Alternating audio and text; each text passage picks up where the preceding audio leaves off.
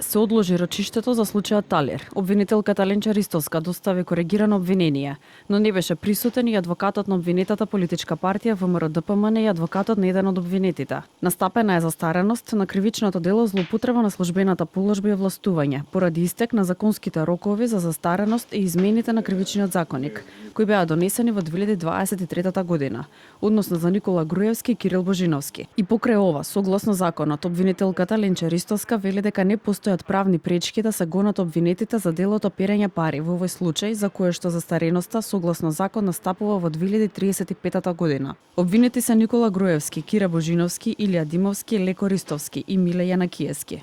Денешното одлагање практично значи дека судењето нареден пат треба да почне повторно од почеток, по шести пат.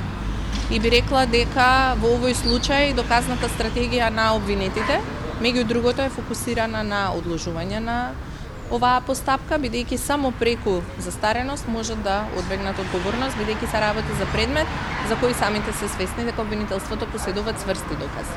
Судењето го води судијата Илија Трпков, а на 29 јануари истото треба да почне по шести пат од почеток, бидејќи истечени се 90 дена од последното одржано рочиште кога е расправано по овој предмет.